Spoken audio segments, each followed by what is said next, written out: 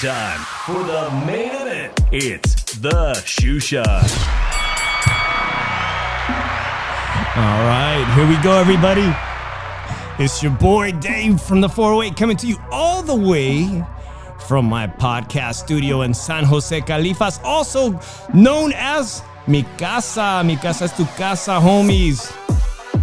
You know what time it is. It's time for the SHOESHINE Monday night, where we recap with friends, family, everybody out there in the World Wide Web, the sweet doings of the sweet science. With me, as always, is my co-host, all the way from the city of brotherly love, Philadelphia's very own Philly Irish, Drew Evo. Drew, que pasa, homie? What's going on with you? What's up, Dave? Listen, man, shit, was it a great weekend for boxing or what? For me, it started on Friday night, man. I was knee deep into this boxing. Of course, I was heavily invested with Salinas, California, A31, Ruben Villa, headlining Thompson Boxing. And I want to give a shout out to everyone over at Thompson Boxing. Of course, Duran Sports, Beto Duran, and Dougie Fisher, who gave me tons of love. If you've never watched Thompson Boxing live on YouTube or Facebook, you must do it. If you like interacting and chatting, you guys got to get into it because, hey, first of all, they're putting out a great product for free on the internet, and it's completely interactive. And I'll show you in just a few seconds in a little bit how interactive it is, because your boy Dave from the 408 and the SHOESHINE and HCP got a big shout out. So, hey, Drew, let me say what's up to everybody coming into the room. Nopal, Chicano Prophet from Al Chile is here. Nando D-Styles from HCP. They just put on a great show. Salute to Little Penny. He says 49ers. Everyone out there who's supporting us, thank you so much. Hit the like as you come in, because you know it helps the SHOESHINE with the boxing algorithm. Just get out there and get more people, more eyes on us. Hit the subscribe if you haven't.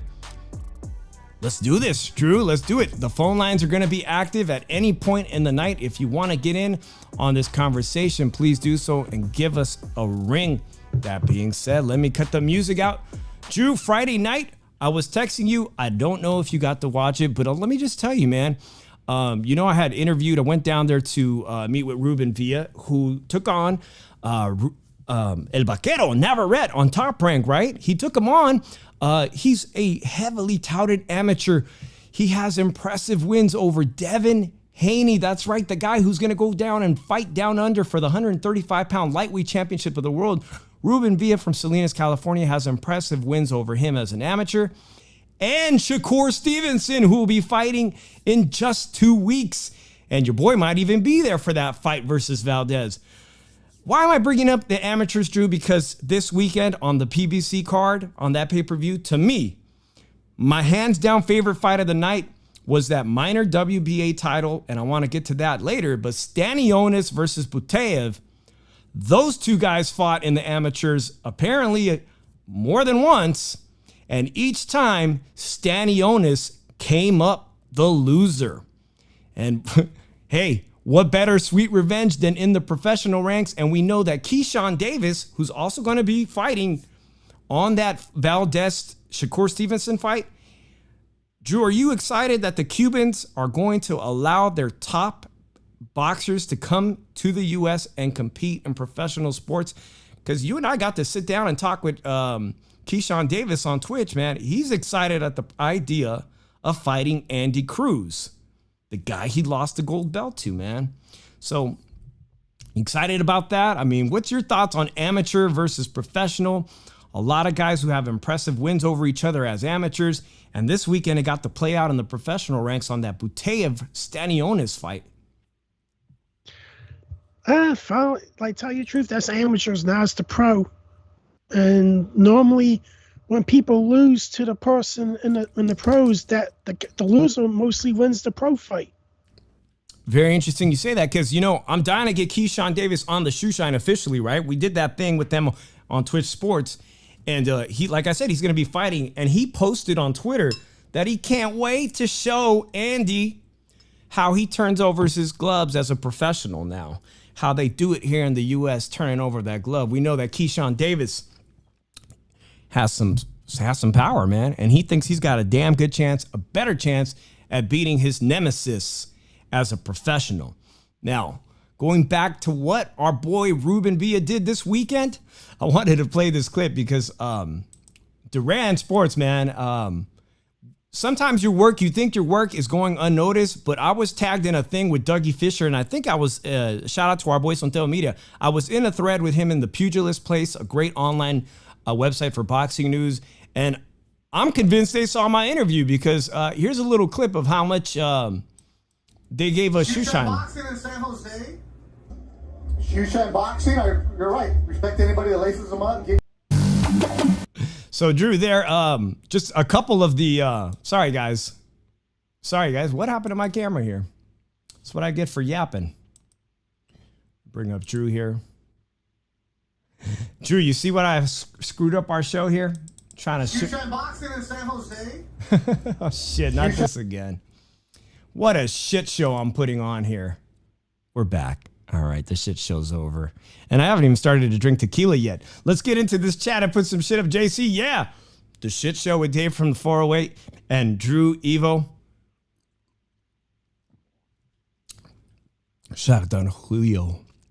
And I'll probably be burping that up later. All right, Drew. Drew's very unimpressed. By the way, did you guys see Drew and Maestro get into it on Saturday night? Drew, what was that about? He did not like that I gave Ugas 4 rounds in that fight on Saturday. Telling me I gave him 4 rounds because I picked him to win, but he gave Ugas 2 rounds because he picked Spence to win. So his argument didn't mean shit. You know what? I caught that. It was great fun. It wasn't good jest, but it was still gentlemanly like, and I appreciate Maestro and Mano a Mano giving us a shout out for the SHOESHINE. And of course, it was the heat of the moment. Those recaps on Saturday night. I loved it, man. I loved it. We'll get to that scorecard, but let's get back to Ruben Villa because at 126 pounds, he put on and made a statement. I'm telling you, he made a statement, Drew. Horacio Garcia from Guadalajara. Look at all these stuff I got on the screen here. Horacio Garcia, man, this is a guy who's been in there with everybody. He's challenged for titles himself. This guy's no slouch. And in his first fight back after losing to Navarrete, El Vaquero, on Top Rank, he took a long layoff. But he says, you know, while building his own new gym in Salinas, he was working hard every single day. And if you didn't get a chance to see it, I just want you guys to go on there on YouTube or the Facebook Thompson page because he put in a Lomachenko type performance, man. He's literally wowed everybody there. And he put a big stamp on that performance by getting a TKO win, which is, you know, he's not known as a heavy hitter, but he is a fantastic technician. And I think, guys, at 126 pounds, I honestly think that Ruben Villa may be the second best featherweight in the world. He won about 4 rounds versus El Vaquero. He was dropped down twice, but this is a fight where he was not ready for what El Vaquero was going to bring, just simply not ready for that fight. And I think on his comeback tour, we're going to see some really impressive things from him. And he sent a loud statement to all those UK fighters like Warrington that he's coming after them. And I think he'll quickly be brought back up to the ranks.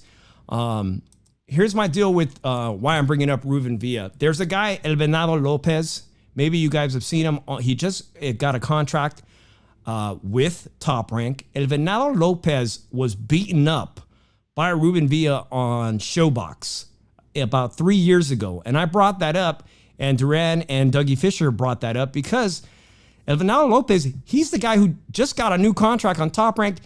He beat the shit out of Gabe Flores from Stockton. You got to keep that in mind. He upset the shit out of Andy Vences as well. He's got huge upset wins and he's got a KO win recently, and he did fairly well on the undercard of the Michaela Mayer fight last weekend. So El Venado Lopez is now ranked number 1 at featherweight, I think in the WBC or WBA, and if anybody knows out there and they want to correct me, Drew, Ruben Villa beat the crap out of him 3 years ago. If that's the number 1 in a couple of these sanctioning bodies, and then you got Lara, I'm very excited for Ruben Villa's prospects at someday getting a title at featherweight. So shout out to everyone at Thompson Boxing. Shout out to everyone from the 831, Salinas. Congratulations to them on a good job. And now we will move on. What Lil Penny says here, Lara is the best at 126. Lara's a beast, no doubt about that. And Magsayo, who just has that recent title win, but he couldn't knock out a one-armed Gary Russell Jr. In my opinion, Magsayo gets outworked easily by Ruben Villa. If he gets a shot at him, Leaf Hound, thanks a lot for the comment, says Venado Lopez versus Bronco Lara will be fire. It sure will, because Venado Lopez is an awkward, athletic, phenomenal talent.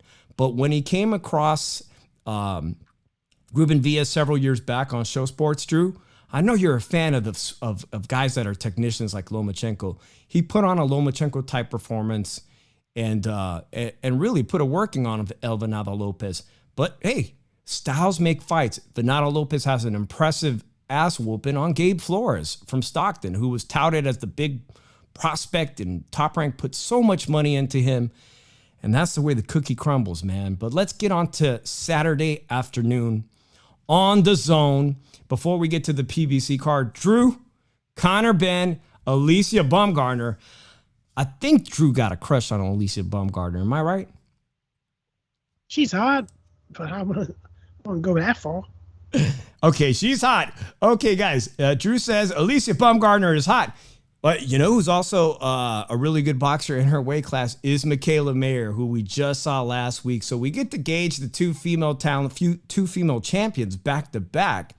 And I have to tell you, I'm convinced, and I want you guys to let me know if you're following women's boxing, the two champs, Michaela Mayer and Alicia Baumgartner, are exchanging some fierce words online, Drew. Michaela Mayer wants to fight her this year as soon as possible and unify these titles. Drew, I'm saying Michaela Mayer, I think she beats Alicia handily. If you guys disagree, let me know. I know most guys are more concerned about what the women look like, probably. I mean, Drew, what do you think of the talent? I think Bonga beats her. I think she could. I think she might stop her. You think Alicia may stop her? Alicia tweeted today, I saw it earlier today, that she woke up and said she'd like to use her wrestling and that she might want to contact the UFC. But there'll be no wrestling if she does get this shot with Michaela Mayer. If they want to unify their titles, that'll be a big deal, getting DAZN, Eddie Hearn, and Bob Arum to work something out, man. I'd love to see that unification. It is a big fight. Of course, the main event was Connor Benn, and let's get to that, guys. Please let me know. Start dropping them comments. Let me know if you want to call in. The phone line is 702-710-3627. Steven4722 says, Connor Benn should fight Mean Machine, the guy who fought Crawford. Drew, are you done with him fighting has-beens, Connor Benn? I've been done with him fighting has-beens. Now he's going to probably fight Amir Khan. Yeah, and no doubt about it. Amir Khan jumped into that ring immediately. So he's knocked out Van Heerden handily, who once had a paper title at 147-pound division. Van Heerden, also a product of that Florida gym where Xander Zayas works out of. He's beat up He's beat up, let's see here. Give me some names that he's beat up, man. He's beat up the kid from Chicago. Chris Algieri, who kind of Benn? Chris Algieri, a former champion. Yeah. A former champion in Chris Algieri. He beats up Samuel Vargas from Toronto, who's been in there with everybody. He's kind of a measuring stick. He's beat up all the Adrian Granados, another measuring stick from Chicago, who came up from 140 pounds, but took him the distance for 12 rounds. So, props to Adrian Granados. I'm done with this tour of the fighting the has-beens, bro. Like, I'm ready for him to really show me what he's got. And I think Steven nailed it right there, man. That is a great name. I see Nando dropping this comment. He'd like to see Boots Ennis, the guy they just beat, Kavalauskas. Drew says, Conor Benn is a fighter that Drew Eva does not give a flying fuck about. You think he's a hype job creation by Eddie Hearn? They're impressive KOs. All he does is fight semi-retired motherfuckers. He does, but he knocks most of them out. That's got to leave an impression on you somehow. All right, how many years have Chris Algieri been inactive before he fought Conor Benn? Over like 2.5? I think so. Little Penny says, Khan don't want that smoke. I don't think Khan needs that smoke, man. Hasn't Khan earned enough money? He's already had a Canelo payday. Does he really need that? No, Paul Boxiano says, Conor Benn, all right. He's all right. I mean, listen, the welterweight division is stacked with talent. This Saturday, we got to see a lot of future contenders. I'm hyped on Crawley. I know he was on with Al Chile. He's a hell of a nice guy, a spiritual man. An impressive win over Josecito Lopez, a game opponent for anybody. Then you got that guy Stanionis and Butayev. Stanionis, outstanding, both of those guys, outstanding amateur pedigrees and Olympians, man. I'm really excited about this crop. Does Conor Benn break the top 10 finally? I posted on Twitter, he's in my top 10 at the welterweight division. He's easily cracked that now. I'm going to be honest with you.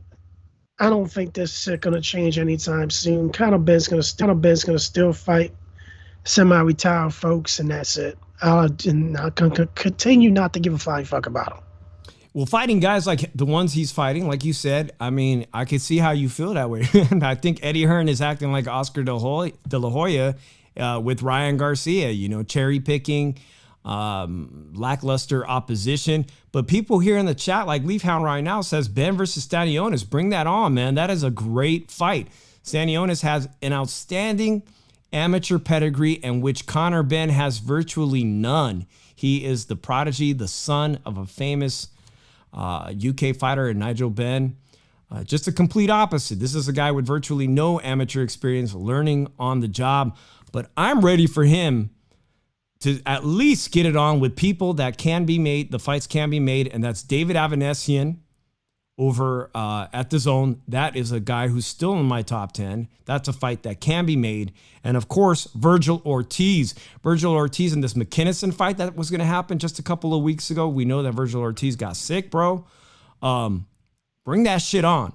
And actually your boy Boots Ennis is kind of a free agent, even though he fights on Showtime. He's not signed with Al Heyman, man. Bring that shit on. You know what? I'm gonna make a spoiler.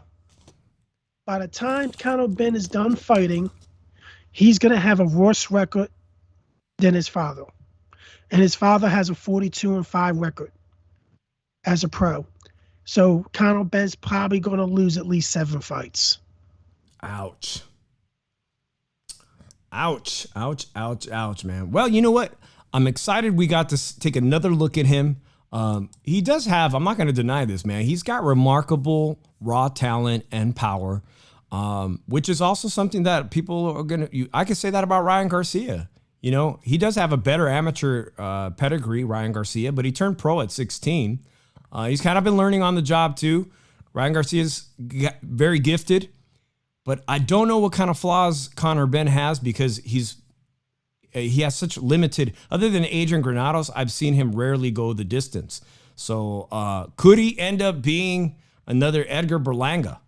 that when shit, when he starts fighting real true guys in their prime, all of a sudden, man, he gets into deep water against guys that are equal to him in youth and physical talent. I'm concerned about that, but I'm saying, you know what? Enough, man. Take the training wheels off of him, Eddie Hearn. Put him in with a real name. Another thing you gotta be concerned about, no one was able to even bang with him. Yeah, no one even remotely touched him that much yet. Wait till somebody touches him. Let's see what kind of beating this kid can take. Exactly. Hey, hit the like. I just seen the like, man. I remind everybody it helps us up with that stupid YouTube algorithm. But hit the like. Nobody has touched him, Drew, and this is why I really need to see him against somebody at least like David Avanesian. I know Oscar's protecting everybody. I'm not saying Virgil Ortiz don't want to fight a name like Conor Benn, but these welterweights are going to be willing to shake it up and fight each other. And for Stanionis and Butayev to fight each other, you know what? And on free YouTube, because that was shown on the free portion of anybody. My mom watched that fight, I'm pretty sure, on YouTube. But listen, PBC has a deep talent pool with welterweights, not only with Stanionis, Butayev. They've got old timers that think they're still great, like Keith Thurman, your boy from Philadelphia, Garcia. They've got a lot of guys, former champions. They've got Josecito Lopez, who'll go in there and bang with anybody. Then you got young talents like Crawley, who put on a hell of a performance, a second fantastic performance in a row, versus someone like Josecito Lopez, who it may be time for him to retire. Guys, let me know. Do you think it's time for Josecito Riverside Rocky to hang up them gloves? We know that Victor Ortiz has already been... his skill set has been greatly diminished. Someone he broke Victor Ortiz's jaw, if we all remember that, man. But Crawley, a slick southpaw Canadian guy that he's really easy to root for. And Stanionis and Butayev, to me, that fight was extremely competitive. To be honest, here's the scorecard, guys. Javier Alvarez, I believe he's a judge for Mexico, had that fight for Butayev, and Roberto Torres and Robert Hoyle had it for Stanionis. Super close. And if it wasn't for the fact that it was pay-per-view and I was streaming it, I'd have watched it again. So I'm really actually not sure who won that fight. I mean, I had the impression that Stanionis has had the clearer and harder effective punching, but it was damn close. Drew, your thoughts on these guys, Stanionis, Butayev? I had a 115, 113 Stanionis. Leafhound says here, Stanionis would be mandatory to Spence if Benn beats him. He gets a title shot. All these things could come into play, but I know nobody wants to spoil the eventual showdown that we really, really need to see. All of boxing needs to see this super fight this year. Quit with the marinating, and that's Spence versus Crawford. Spence versus Crawford is the fight to make. But before we move on from Stanionis and Butayev, Drew, of the two guys, man, I mean, he's got a paper title now, WBA paper title. Of course, Ugas had the regular WBA title, and now he doesn't have that anymore. Which of these two guys is going to go farther in their careers? First of all, Ugas was super champion because he beat Pacquiao. Pacquiao was a super champion, and when he was stripped of the title, Ugas was elevated to super champion before he fought Pacquiao. But Stanionis might have the more upside career going forward, depending on how he's matched up with people. But both guys will have good careers probably. It just depends on how they're matched up. But I don't know. It depends how they're matched up. Like PBC is really, I don't question their matchmaking a lot. Very, very interesting, guys.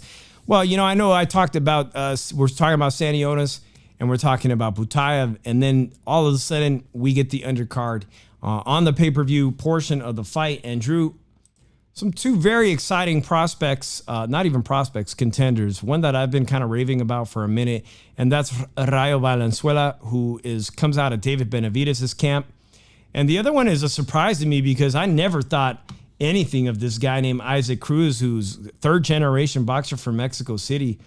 And I'm talking about Isaac Pitbull Cruz, man. Yes, Drew, Let's be real. In Vargas, Rayo Valenzuela knocks out Francisco Vargas, who a former world champion.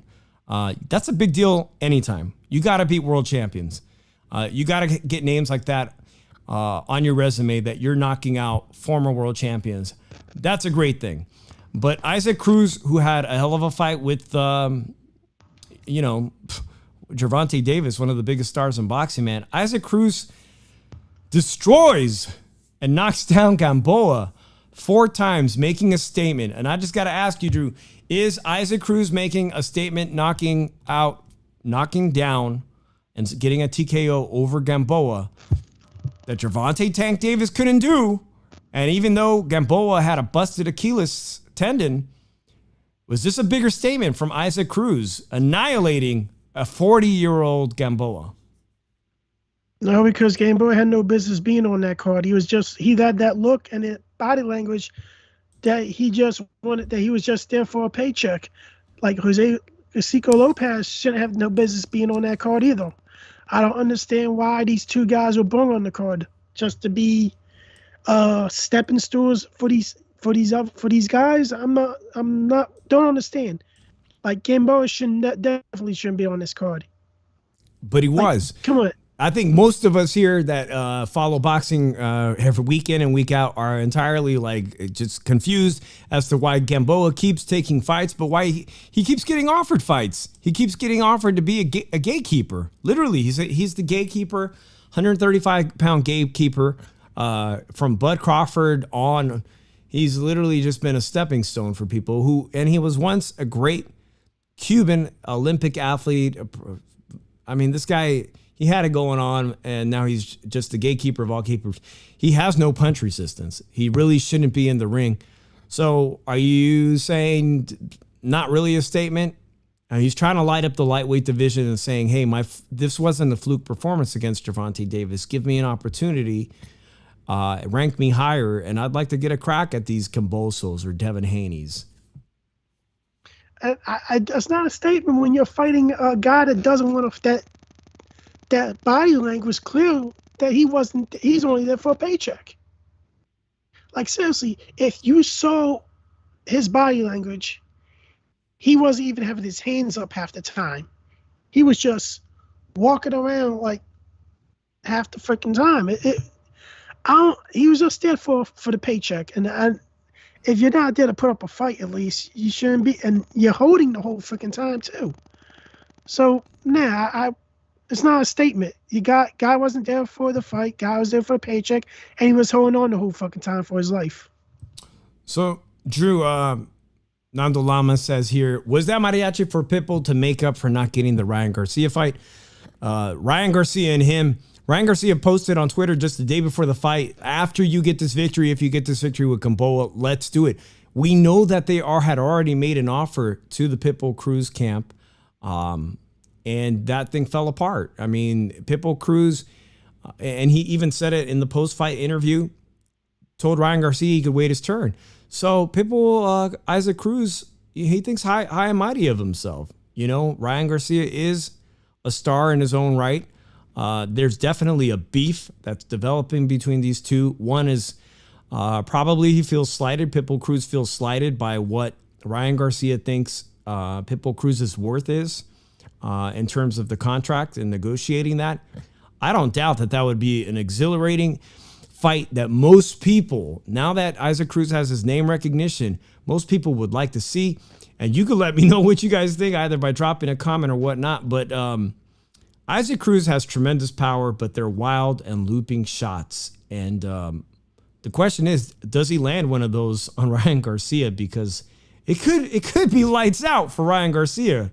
Do I need to ask Drew? I mean, I don't even need to know what your answer is on that. Could it be lights out for Ryan Garcia? Is he biting off more than he can chew, asking Isaac Cruz for a fight? Well, here's the thing. Ryan Garcia puts his chin out and everything. I don't think I said it last week. I don't think he's a threat at one. He's a legitimate threat to the top guys at 135. He beats Devin Haney because Devin Haney damn sure don't have no fucking defense whatsoever. I think Tank Knox beats Ryan Garcia. But the thing is, with when it comes to Pitbull Cruz, Ryan has probably a 6-inch height advantage on him. Yeah, as you see it. So if you look at it, he can use his reach and just fight outside the whole freaking night and not have to worry about him getting touched. But are we going to see that? I don't know. Only time will tell, man. Only time will tell how this shit goes and if that fight even happens. I doubt it happens because when the fight was broke apart before, Isaac Cruz people say they could not be guaranteed they would get paid if Ryan Garcia pulls out because people thought he was going to pull out. So I don't blame him. I don't blame him at all for pulling out. But at the end of the day, this could be just a one-sided snooze fest if you look at it, because if Ryan Garcia fights outside, it's going to be a snooze fest. Because I don't think he's knocking Pitbull Cruz out. I don't think anybody knocks the kid out. Well, he definitely has a hell of a chin. Shout out to my boy Meat Truck Mike. I know he was impressed with Isaac Cruz's performance against the Gervonta Tank Davis. Thanks for coming into the room. Good fan of Spence as well. Also, Sonte Amiro just joined us. It says, saludos, amigos. Hashtag HCP. And to Sonte Amiro, hey, man, your friend over at Pugilist Place. Fantastic reporting they did this week on the fight featuring our homeboy from Salinas, Ruben Villa, man. So shout out to Pugilist Place. So there you guys have it, man. I think it's a fight that people, it's starting to marinate now. There's starting to be that social media attention. Of course, that's all Ryan Garcia seems to do is talk shit on Twitter and Instagram and TikTok and whatever avenue he can. Well, he broke his promise already that he wasn't going to call nobody out. He already called somebody out. You're right about that. He did say he was going to be done calling people out. And yet, I think on Thursday, right before the fight, he's already calling Isaac Cruz. They failed to make it happen. Isaac Cruz says, wait your turn. Probably not going to get this fight for a minute. We're probably going to get Jojo Diaz versus Ryan Garcia in-house at Golden Boy. And Drew, I know you're closing your eyes, man, but I don't even want to touch that story with Jojo Diaz. I think I chatted about that he was a perv, but to be honest, I don't know all the facts. It's a civil lawsuit. If you guys didn't hear about it, Jojo Diaz is being sued civilly, and the police refused to actually press charges. So whether or not he's not being held to any criminal charges, just like Raleigh Romero, but you can make your own opinion in the court. He'll have his day in court, which leaves him open still at the possibility of getting a Ryan Garcia fight down the line. So, all right, let's get on to the main event. Spence versus Ugas. And there was a lot of controversy, Drew. Let's be real about it, because Twitter had a field day. I didn't know there was going to be this controversy and people coming up with these theories, conspiracy theories that the fight was rigged, but I will say this, the officiating between the, what's his name? Lawrence? What's the name of that referee? Horrible. Lawrence Floyd? Oh, man, absolutely horrible officiating, guys. Let me know what you guys think about the officiating. Of course, I'll probably get a strike for this, but our boy Ring IQ had retweeted this one. Let's put this.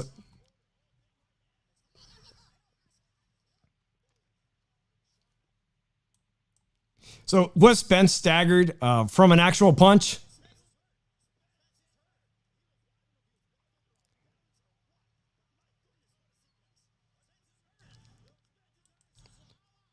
All right, guys. We've all seen it. You saw the fight. You see Spence there. He ate a 1-2, and then somehow the mouth guard comes flying out, and Ugas, who should have had a killer instinct, and I'll tell you what, Bud Crawford would have had one hell of a killer instinct at that moment and have finished the job. He seems to be frozen in action, and Ugas does nothing. Virtually, I think I had given one round to Ugas earlier, and of course, this should have been a 10-8 round in my book. But the rest of them were just straight up shutout rounds for Errol Spence, who looked like his former self. I think some people, seeing the odds that Las Vegas had, started to buy into Ugas' performance against Manny Pacquiao. I know I did. And Team Salas too. I thought Ugas was going to perform much, much better than this. So, Leaf Hound. So I'm going to take this call while Drew is off here, and I'll talk to 503. 503, you are on the Shoe Shine. Talk to me. What's happening? It's the Chicano Private. How you doing, man? Chicano, I may have lost Drew, so it seems like he came off the screen, so you will be my co-host as we round out the segment, man. Sure, Spence. man. Spence versus Ugas. Talk to me, man. Conspiracy or all bullshit? Spence did a fantastic job. Not so perfect, or, I mean, give me your grading on Spence's performance. Well, sure, man. First, I got to say, I love a conspiracy, dude. But this idea that Ugas might have thrown the fight, I don't think so. But, you know, I'll tell you this. I was impressed with Ugas. I think he made a good account of himself. I think at the very most you could give him would be like 3 rounds, but that's being generous. I think it was more like 2 rounds, and I think people are just overstating how badly Spence was hurt. Like, to me, it wasn't like he was on Queer Street. I think it was just kind of, I don't know, like I felt like when Canelo got clipped by Cotto's brother, I felt like that was worse than what I saw. I think people are overstating it. And I think that Spence outboxed and outbattered Ugas. Oh, no doubt about that. But just to be fair, was that a flash knockdown being held up by the ropes? Should it have been scored 10-8? Sure, you know, that's fine as far as scoring goes, but it's not like it was a legit knockdown like Spence was hurt. That's my point. And he would have lost that fight if it had gone to the cards. It would have just only have gotten wider for Spence. Right. Ultimately, the final outcome wasn't altered by that incident. But it does remind me of the Kalavakis fight with Crawford, where most of these people, you know, we seem to think that Crawford is invincible, but he was rocked and his knee touched the ground in the Kalavakis fight. And that, to me, should have been scored a knockdown as well, you know, but here they've, on paper, they've never been dropped. So both of them now appear to me like they've got a good chance of hurting each other. Am I wrong that, I mean, either of these guys could hurt each other in Crawford versus Spence? That's absolutely a good point. You know, everybody's acting like Crawford's just going to beat down Spence, but that goes both ways. We've seen Crawford hurt before. So, yeah, I'm expecting some real power to go Crawford's way, man. And I'll tell you this, dude, like, I like that fight a lot. You know, it really excites me. Like, I really want to appreciate the Ugas versus Spence fight, but, man, it's just enticing to want to talk about the super fight. I mean, we're talking about 2 undefeated welterweight champions, you know, like, and we've been wanting this fight for years, man. So when I look at this lineup, this setup, I'll tell you this, like, I think we need to really take Spence seriously. He's got a really good skill set himself, and he's also powerful, and Crawford's also been hurt. Most definitely. I mean, the old Spence, he put every doubt, he just like corrected every doubt in my mind about him with this performance. I had read, you know, so much into Sugar Ray Leonard's eye injury. And, you know, thinking about it now, how much medicine is advanced, Sugar Ray Leonard came back about a year after his initial torn eye retina, and he got his ass beat. And then he took many years off from boxing, a really long layoff, like 5 years. And I was seeming to think that might affect Spence. But, you know, with technology the way it is and surgeries the way how advanced they've become, I didn't see any effect to his eye. In fact, it's the other way around, right? Ugas is the one who's got his orbital bone shattered. This is now the second orbital bone that Spence has shattered, which, I mean, that tells you he's got tremendous power for the 147-pound division. He's now shattered that his eye socket and Brooks's eye socket. Absolutely. I mean, it was he beat him down ultimately, and he's got power, and nobody can take that away from Spence. Like, he crushed Ugas's face, you know, and but all credit to Ugas, you know, but Spence, he could just continue to come at you. He's got high volume. He's not scared to fight Mexican style. Like, he'll take a punch to land a punch, but you know what? His positioning's always really good. If you look at that fight, man, he would always have certain angles to where, like, Ugas couldn't really see what Spence was doing, but sometimes he would, you know, Ugas could anticipate it because he was also smart, right? But man, like, he's got a real nice style, and he's strong, and he can go forward. And I don't think that Crawford has, like, the legs that he had at 140. Like, the guy's going to be 35. Like, I don't think, like, you know, the way he was, like, dancing with Pistol, like, I think those days are over with, man. Like, Crawford, it's all going to be in the pocket, man. I don't think Spence is going to have any trouble getting to Crawford, so that's what makes this fight really interesting. I think it's going to start off hot. It's going to start off hot. You know, Porter tried to take it to him with that aggressive pressure, and I was at the Porter fight versus Crawford, and he did well with that effective pressure style. And you pointed it out. I haven't heard many people say it, but it was a really good showing of Mexican style for Spence. And that kind of pressure, Kavaliauskas used it. It does seem to bother Terrence Crawford until Terrence Crawford can make that adjustment. Will he make an adjustment halfway through the fight? Clearly, he's going to switch. He's going to do the ambidextrous stuff on Spence. He's going to need to. And these are the two top welterweights in the world.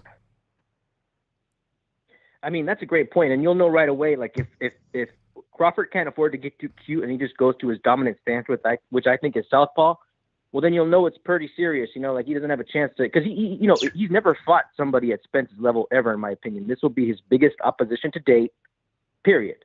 Yeah, I'm going to agree with you certainly at welterweight, at least. He's never faced anybody. His resume at welterweight, because of Top Rank's an inability to draw big names there at Top Rank at welterweight. You're right. His resume is very thin at that weight class, and he's the naturally much smaller guy, too. Much smaller guy. I mean, Errol Spence has been teasing us that he could fight at 154, 160, and he's stayed at 147 all these years. I have to give Spence the size and strength advantage there, most definitely. But I'm so excited about this fight, man. I titled the show, it's going to finally happen. But the truth of it is, we don't really know with the way boxing is if we're going to get this fight this year. Did you hear that Floyd Mayweather actively wants to sign Bud Crawford? He's like begging. He's chomping at the bit to represent Bud Crawford. Could that be a good thing with his experience with Allen PBC? Well, I think that Crawford should be flattered. I think everybody should want a piece of that fight. I know Oscar's made that suggestion too, like, hey, let me represent you, Bud Crawford, But I mean, if somebody just wants to serve as a promoter, like, there's no harm in that if somebody could go in and properly promote that fight, But I mean, hopefully, if the PBC does it, they do a really good job. Like, I think that DAZN does a better job promoting fights. I think Eddie Hearn does. Like, that super fight, really just deserves, like, all eyes on it. You know what I mean? So that's what I think. Yeah. Drew, are you back on with us? Yeah. Okay, see if you could turn the camera on. Well, I appreciate I could hear you loud and clear. Me and Chicano have been talking about the Spence and Crawford possibility of the fight, Drew, but give me your thoughts on the Ugas performance. I try to get out of here and try to come back in. The camera, my camera's on. It won't show up on the thing. There you go. You're on now. All right. Now, here's the thing with the Ugas Crawford fight. I had, I was watching the fight. And this is one of the first times I actually scored it when the fight actually was happening at the same time. Yeah, because you took some heavy criticism from our boy Amilcar for giving him 4. I gave him 2 for sure. I could see 3, and I think Chicano said that too. But aside from the point, man, let me ask you, Drew, was Ugas beating Pacquiao, was that just because Pacquiao was over the hill? Because there's a lot of that shit going on lately. Beating. Yeah, I'm going to be honest. I had Ugas winning that fight because if you look at it like this, he was really, Manny Pacquiao was the more busier fighter throwing punches, but a lot of them weren't landing. And Ugas was landing the more effective punches because a lot of times Manny was throwing punches, Ugas was able to get in there and counter on Manny Pacquiao, if you look at it. Like, he fought a smart boxing fight with Manny Pacquiao, and like that was the fight that the busier fighter didn't win the fight because the guy that threw the less punches was throwing punches that was at a higher percentage, and he was landing the more meaningful punches. So not only I had Ugas winning, I had him winning because he was throwing the more accurate punches and he was throwing the better punches than Manny Pacquiao. Now, when it comes to this fight, I gave him 4 rounds for a couple reasons. One, early in the fight, it was a close fight, but Spence was actually overcommitting with his offense. Like, when he missed, the way Ugas countered him was good. Ugas was countering him when he missed bad. And then, like, when the rounds let's say round 2, I gave it to Spence because the activity of Ugas and Spence was more busier, and Ugas couldn't hit a meaningful punch to take the round from Spence. So I gave the round to Spence because of activity, and it was his type of pace. Now, round 3, it was more of the same thing around one with Ugas. He overcommitted himself or Spence in some points of his offense. Ugas was able to counter, get his jab off a little bit. Like, so when it gets to round 6,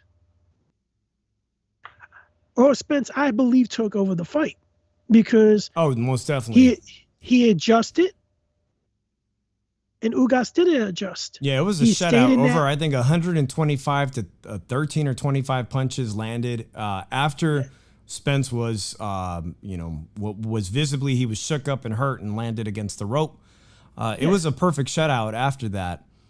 But I'll be honest, that punch that Ugas gave him with the mouthpiece out, that was a knockdown. The ropes kept him up. That's a knockdown. I think most people can agree that per the rule books, that should have been a knockdown. Yeah.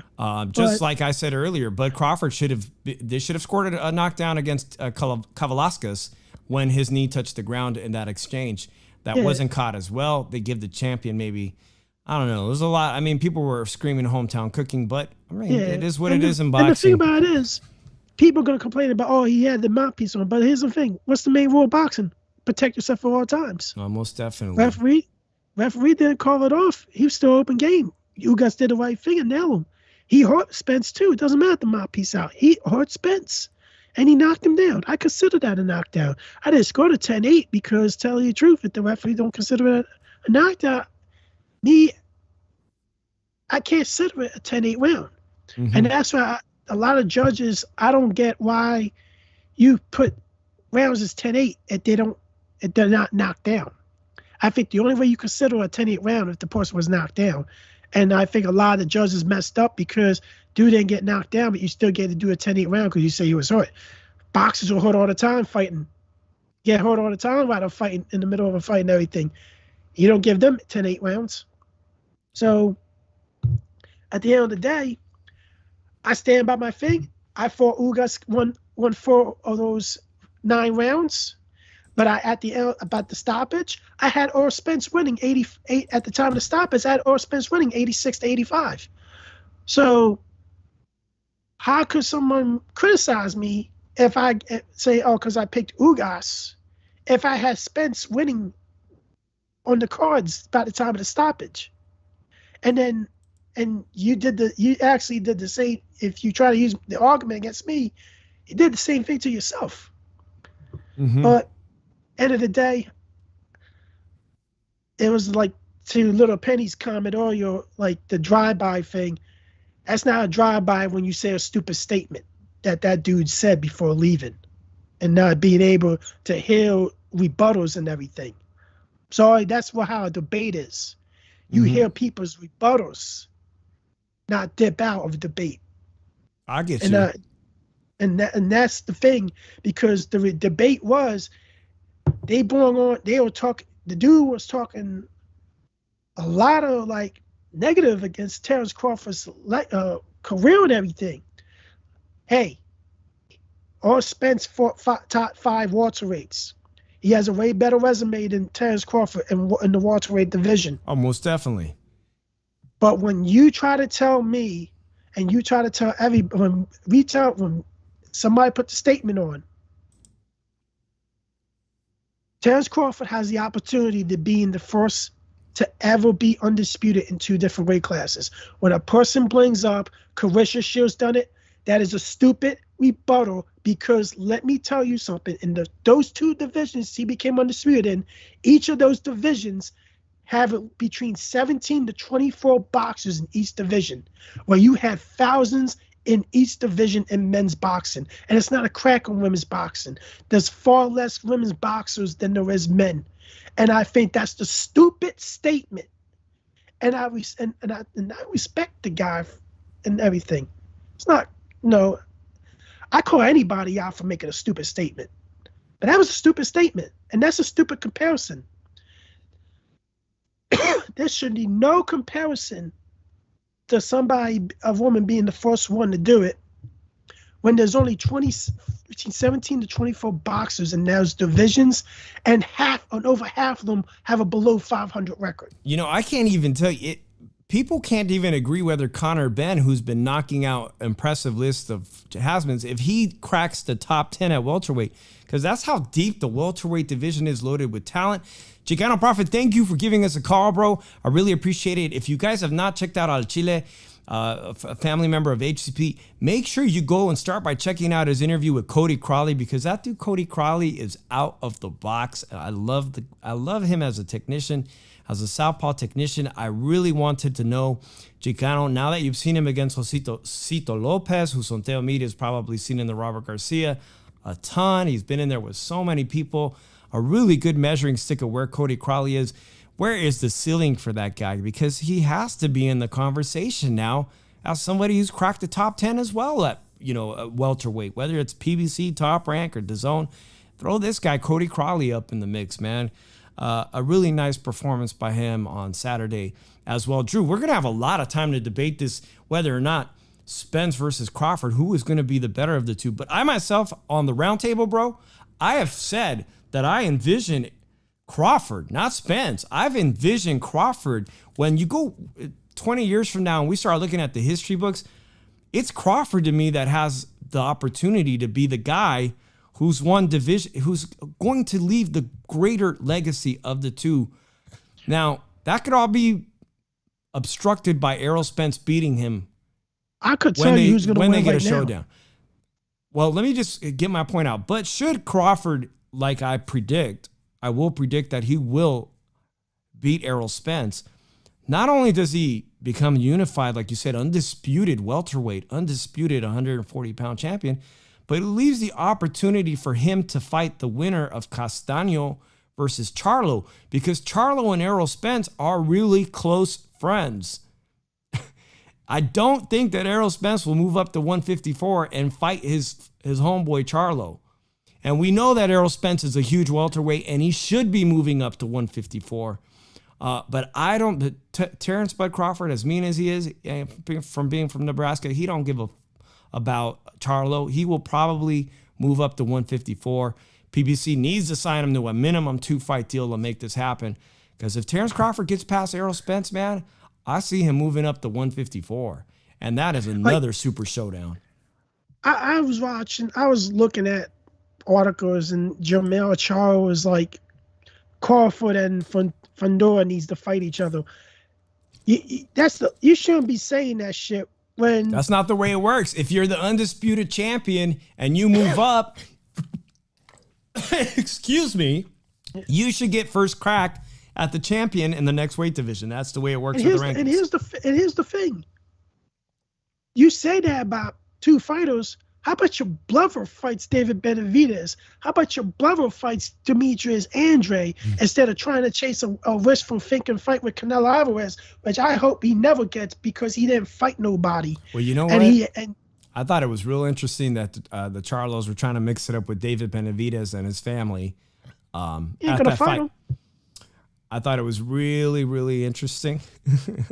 Trying to muster up some interest in that, and that is a fight almost everybody wants to see at some point. So let's get it cracking, man. Let's get that one cracking, because they're not going to get the fight with Canelo. He's already made that perfectly clear. You guys fight each other. Figure it all out.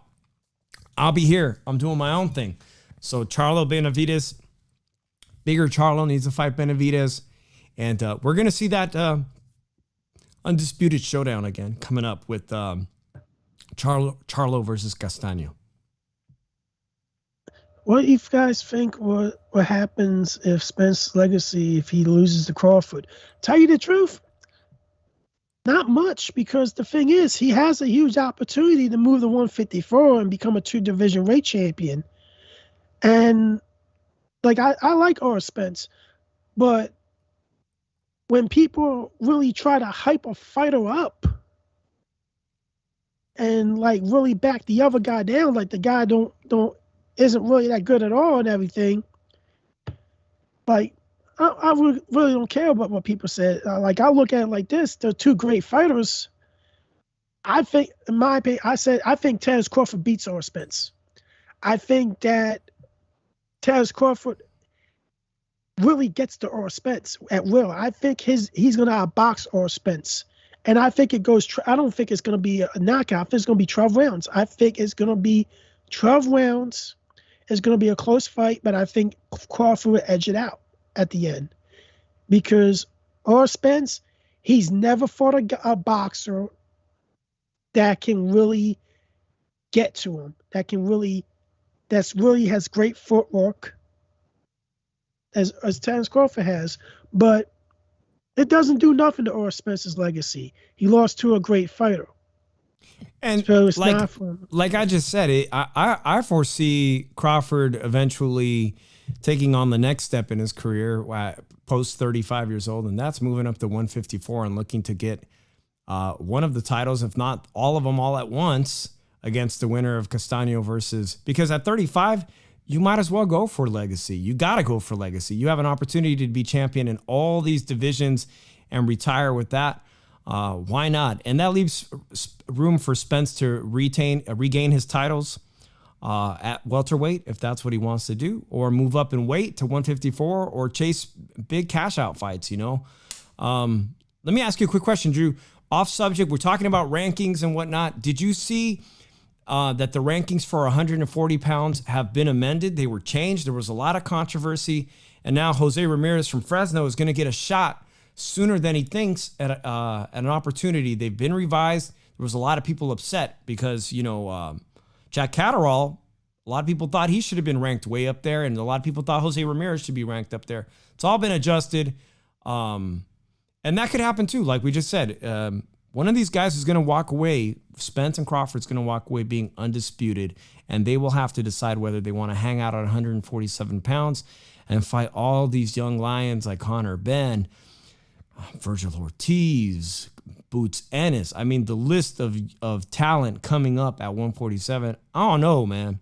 I don't know if I would want to hang out and keep fighting these guys. They both move up. They both move up after the fight. If they fight, they both move up. Move up to better and bigger. Yeah, because you look at Terence Crawford is in his mid-30s, and he's only going to go up to 154. That's the max. That's his max weight is 154. And that's a big deal because he started at 135. That's 20 pounds plus. Or Spence can go up even more. Oh, yeah. There's no doubt in my mind Errol Spence can make middleweight easily, as did Cal Brook made middleweight, and even Amir Khan plumped himself up at a chance for Canelo.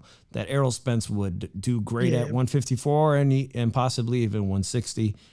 That's up to him entirely, man. So dream fight. It looks like it's going to happen at some point.